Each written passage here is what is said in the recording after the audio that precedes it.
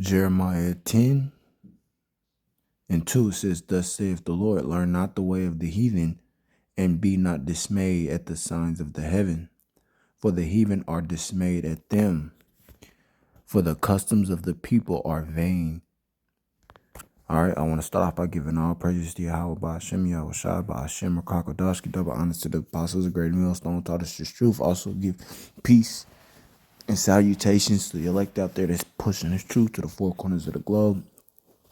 Also, to give salutations to those that are coming back to the Heavenly Father and His only begotten Son and repenting daily and finding this truth and following it sincerely. Shalom. It's your brother Kasar Abad. I want to do a quick video on the practices of birthdays and link it to paganism, which you can do a quick Google search, which I'll do right here. And it says, yes, birthdays are associated with paganism. And here are some reasons why. So this was just a quick Google search. I did not type this. This is basic information that can be Googled. Okay. It says beliefs about evil spirits. Pagans believed that evil spirits were present during major life changes such as birthdays, and that these spirits could possess souls. Birthday celebrations were a way to ward off these evil spirits. Okay. Again, paganism is all throughout the customs of America. Today, a lot of people participate in paganism and they don't know it. They're not privy to the customs of paganism. They do not read, do not study. But for people who sincerely want to come back and follow the Lord, these are some just basic things to know. Birthdays and holidays derive from paganism. All right. It says beliefs about spirits. The ancient Greeks believed that each person had a spirit that attached to their birth and kept watch over them. This spirit was thought to have a connection with the god of the person's birthday, which, all of this is idolatry anyway. Even the candles, the cake, all of it goes back to, it derives from something. So right here, just an example, you have the birthday candles. It says the first birthday candles were Artemis candles, and pagan culture continued to use cake candles. Pagans believed that the fire from the candles were sacred. Salakia, candles scared away evil spirits, and that the smoke carried prayer to the lowercase g gods, idols. Okay. And then again, it says, scroll down. It also says the idea of celebrating the date of your birthday is a pagan tradition. In fact, many Christians didn't celebrate birthdays historically because of that link to paganism. Pagans thought that evil spirits lurked on the days of major changes, like the day you turned a year older. Now, of course, we already read that. Again, this is basic knowledge. And when it references Christians, so notice it says historically, so dating back during the time of 70 AD, during the time of when Yahushua, which people ignorantly call Jesus Christ, was on the scene. This was a common thing to not celebrate birthdays. That's why when you read in the New Testament, you don't see anything about any birthdays. Nobody, that was a known thing. Okay. So let's go to, I'm gonna get some scriptures here. First, I want to play the little video, which kind of goes into depth, in more detail about the birthdays and mainly birthdays. You know, the origins or whatnot. I think throughout the scriptures, the first people to celebrate birthdays were the Pharaoh of Egypt and Herod. You know, and then some link. Okay, so when Yahushua, when he was born, I think it was, Herod wanted to give. Let me see if I can pull this account. But he wanted to bring gifts to Yahushua's birth, but really it was a trap, a snare to get to him, right? To assassinate him. Let me see. I want to get that account real quick.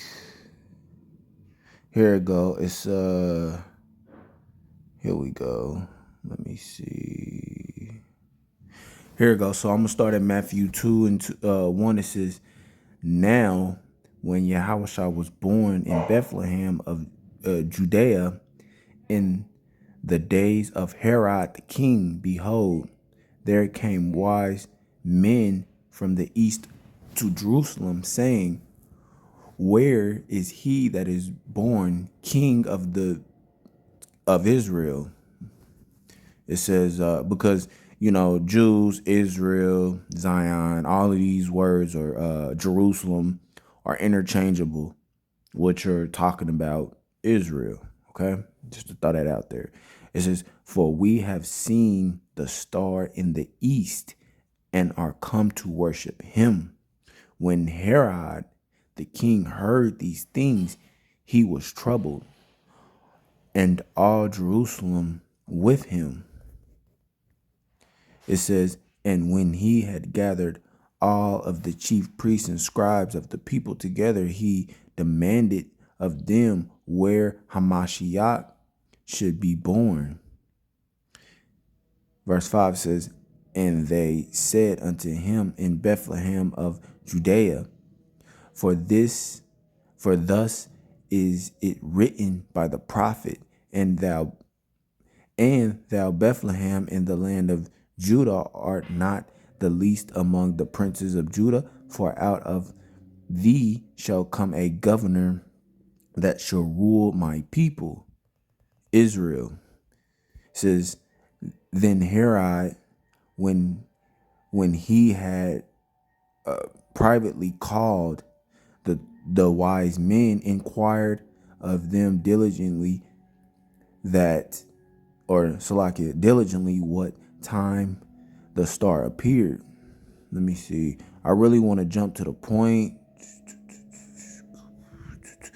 Okay, we're getting there. I'll keep reading. It says, "And he sent them unto Bethlehem and said, Go and search diligently for the young child, and where ye have found him, bring me word again that I may come and worship him also." When they had heard the king, they departed, and lo, the star which they saw in the east went before them till it came and stood over where the young child was. Verse 10, "When they saw the star, they rejoiced with exceeding great joy. And when they were come into the house, and they saw the young child with Mary his mother, and fell down and worshiped him. And when they had opened their treasures, they presented unto him gifts, gold and frankincense and myrrh. And being warned of Yahweh in a dream that they should not return to Herod, they departed into their own country another way." So, basically, they say that this is where birthdays derive from, and if you look into these particular gifts, it was more for, so look at it like this. So Yahushua is the king of Israel. So for tributary purposes, to give tribute, what they would do is in the old days, they would present gifts to the king. And that's what they were doing. This has nothing to do with the birthday, because it goes into it and it says he was a young child. He was, a young child. You know. Anyway, he was a little baby. So, that frankincense and myrrh were, special oils in the modern day or in the ancient days, very useful. And you can use frankincense and myrrh for a lot of things today. Those are very expensive oil. Well, frankincense is very expensive, you know, and then, gifts, the gold could be used as money, you know. So, Yahweh, these things were useful anyway.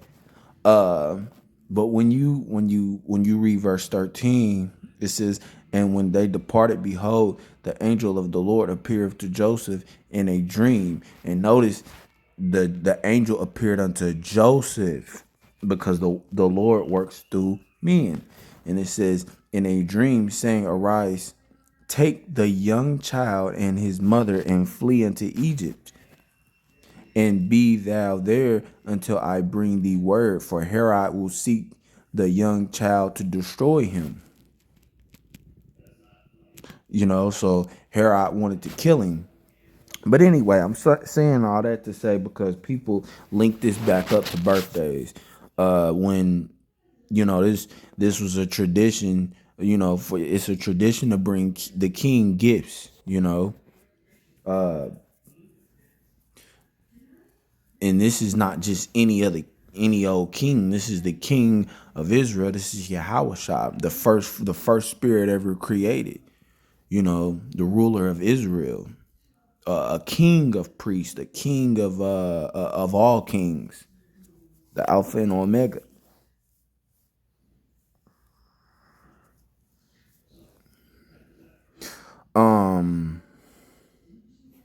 Okay, let's get some more scriptures. I wrote some down. 2 Timothy 3:1, real quick, because this was prophesied.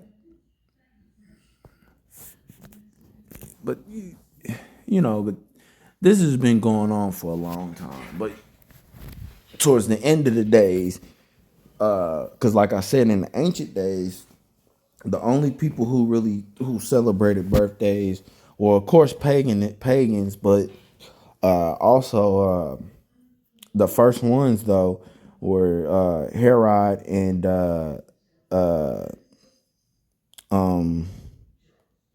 Pharaoh and Herod, in that order. So this is 2 Timothy 3:1. It says, "This know also, that in the last days perilous times shall come." When we go into that word perilous, hopeless, fucked up shit gonna be taking place. All right. Verse 2, "For men shall be lovers of their own selves." And when you celebrate your birthday, that's what you're doing. You're setting a particular day aside to celebrate your birthday. And in Babylon the Great, when you have a birthday, most times the company will let you have that day off. Because again, everything in Babylon Great is contrary to the scriptures. Everything is rooted in paganism, because this is Egypt, Rome, and Greece all over again. Which these things were very prevalent in those civilizations that Esau ran. So he's carrying his shit over. It just transition. You change the name, right? But it's still essentially the same brand. That's what America is. So anyway, it says men should be lovers of their own selves, covetous, boasters, proud, blasphemies, disobedient to their parents, unthankful, unholy. All right, without natural affection, truce breakers, false accusers, and constant fierce despisers of those that are good. And then you can keep reading, going to the characteristics of the idolatry, the mind of your average everyday American. Okay, all right. So the important part is, why does that link to birthdays? Because it said in the last days men will be lovers of their own selves. When you're celebrating your birthday, is pretty much what you're doing. Okay, this is Job 3, and just to give you an example, like I said in the scriptures, in the old days, birthdays were shunned, right? So this is Job 3, and I'm gonna start at verse 1. And it reads, after this opened Job his mouth and cursed his day. And Job spake and said, let the day perish wherein I was born, and the night in which it was said, there is a man child conceived. Let that day be darkness. Let not Yahweh regard it from above, neither let the light shine upon it. Let me see. I mean, that's pretty much it on that. Well, yeah, you jump down to verse 11. It says, when died I not from the womb, why did I not give up the ghost when I came out of the belly? And Job is basically cursing the day and he was born. He so goes without saying, Job didn't fuck with his birthday. All right, let's get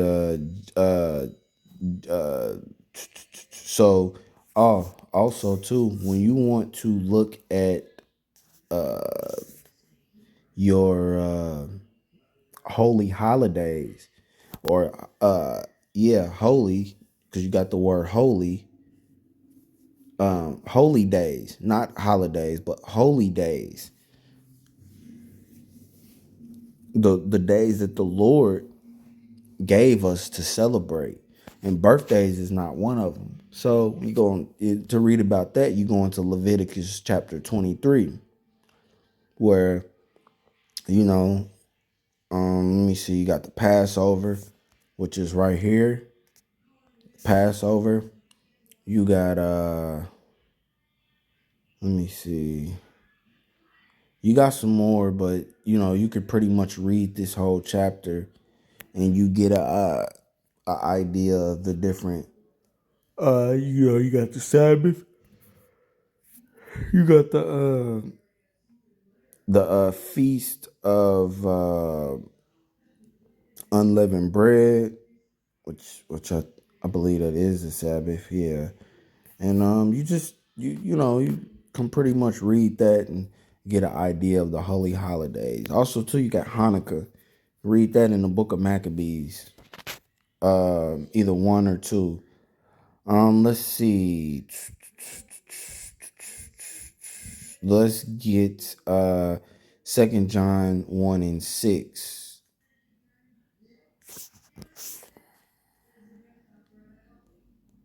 So it's a 2 John 1 and 6.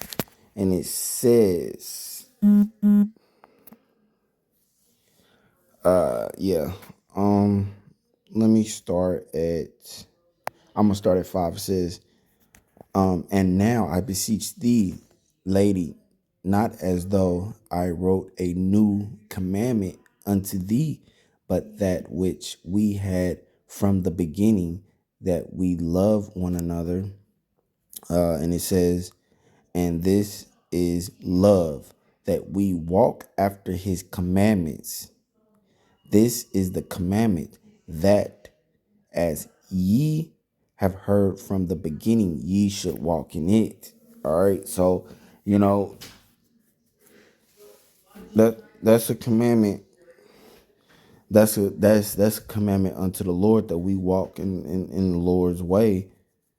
You know, it doesn't, that scripture goes against us walking in our own way, which is a birthday. You're supposed to put time out to reverence the Lord, right?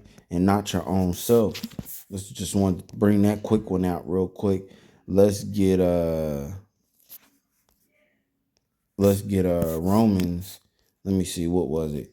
What did I wrote down? Romans 14:6.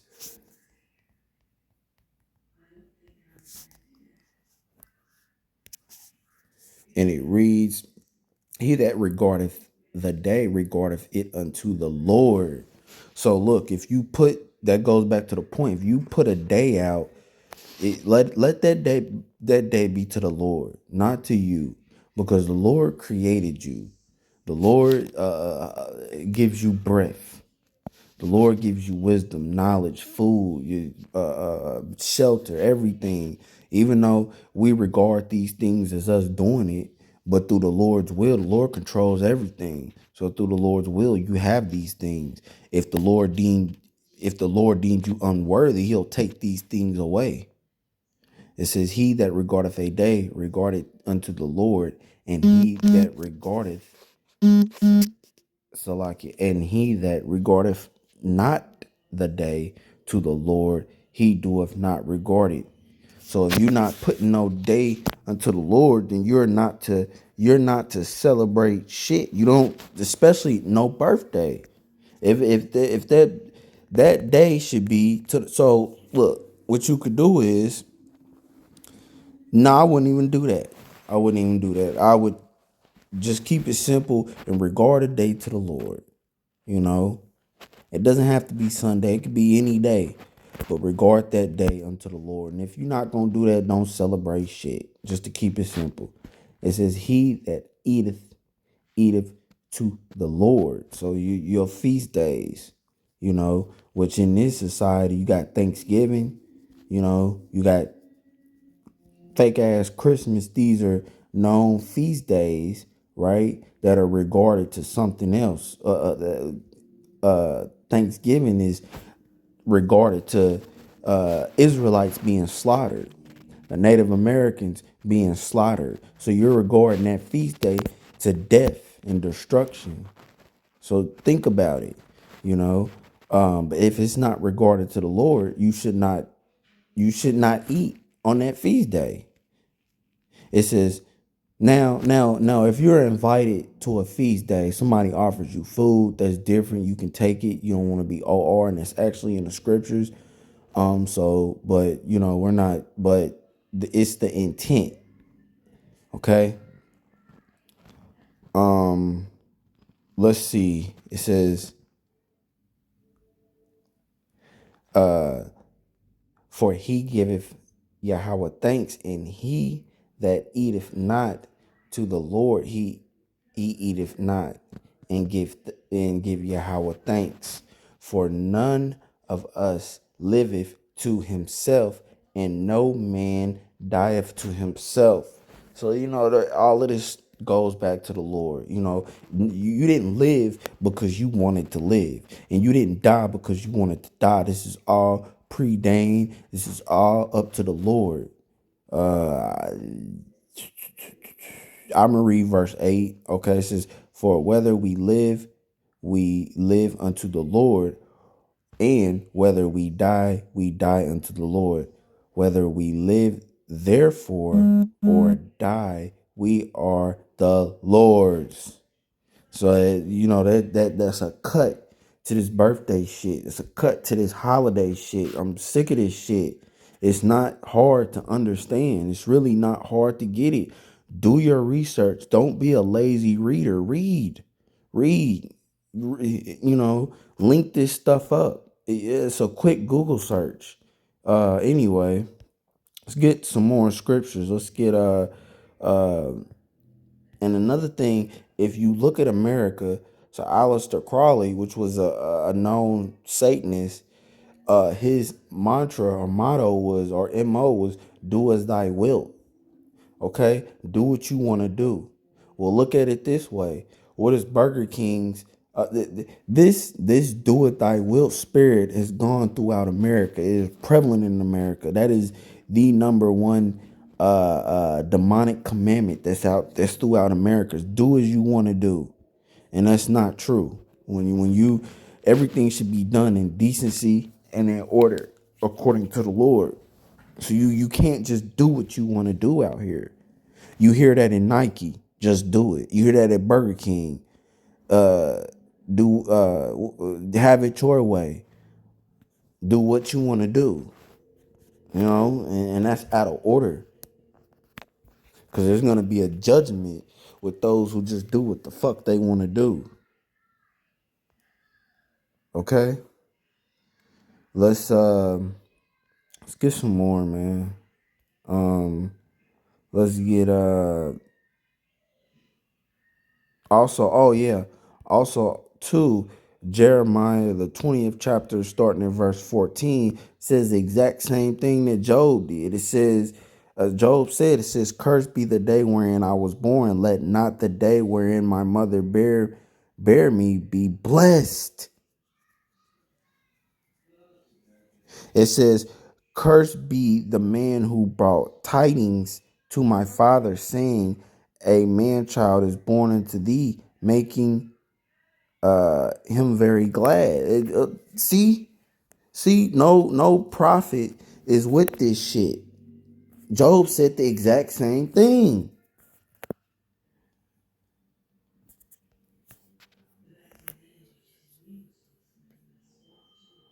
Okay, let's get some more, man. I want to get Wisdom of Solomon, but first I want to do let's get the origins of the candles. Actually, I'm gonna play this video, right? I'm gonna play the video, and then I'm gonna get one more scripture and close it out. I forgot all about the video. Salakia. Origin stemming from magic and paganism, similar to the origins of Christmas and Halloween.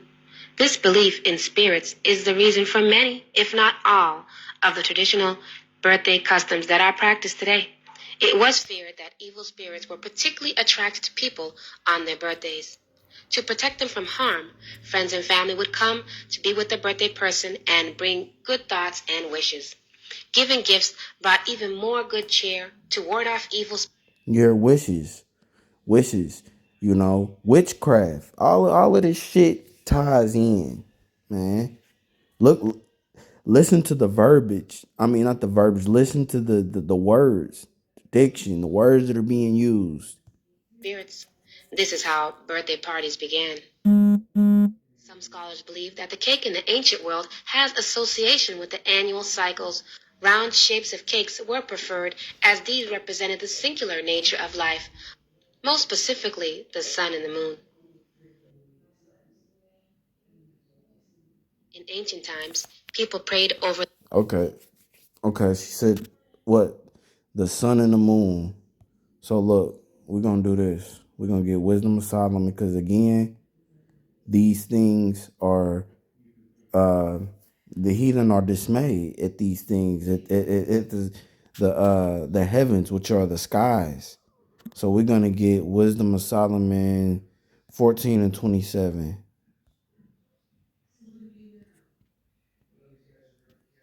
And it says, "For the worshiping of idols not to be named is the beginning, the cause, and the end of all evil."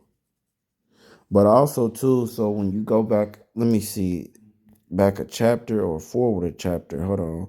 Where does it say? It says, um,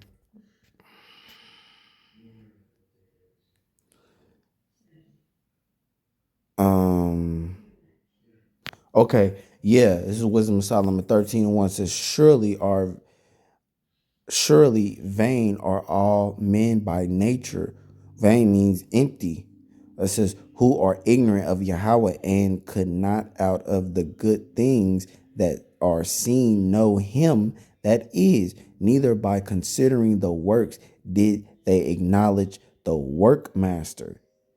Okay, it says, but deemed either fire or wind or a swift air or a circle of stars or a violent water or the light of heaven to be the gods which govern the world. See, these are scriptures that are coming out and going against this stupid shit that's going on. You know, and this is, again, this shit is prevalent. Okay, let's go back to the video, man. The flames of an open fire. They believed that the smoke carried their thoughts up to the gods.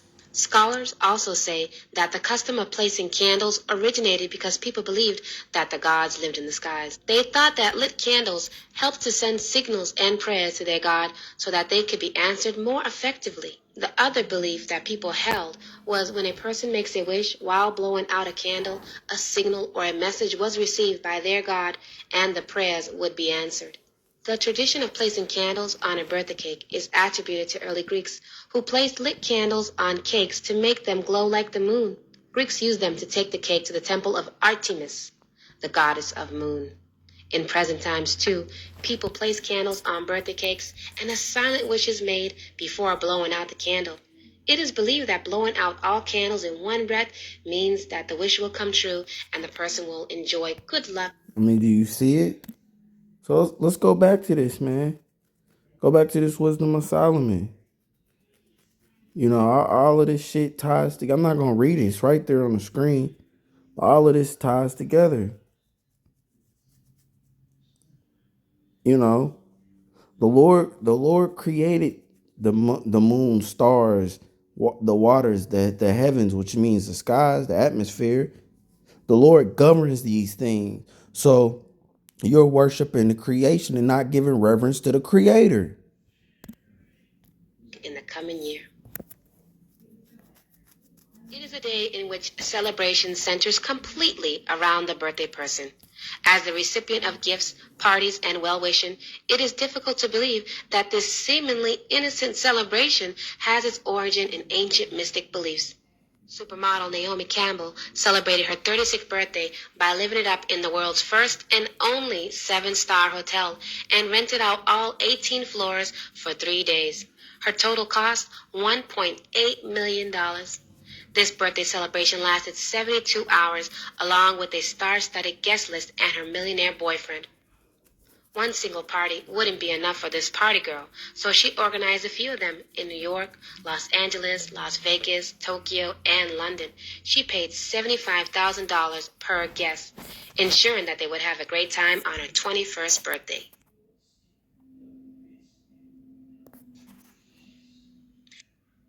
Saying happy birthday to friends and loved ones was society's superstitious way of protecting them from evil spirits. Birthday thumps, bumps, birthdays. All right, so you know that's pretty much it on the video. Just to sum everything up, people gotta wake up, man. People have to do studying on these holidays. You know, there isn't really no excuse because the truth has gone out to the four corners of the globe and it's being spreaded constantly. Matter of fact, I'm gonna get one more scripture and end it on that. This is Psalms 19, because I referenced the truth being spreaded throughout the four corners of the globe, which in the scriptures it says that, right? It says that it prophesied that the truth was going to go out to the four corners of the globe, so there's no excuse.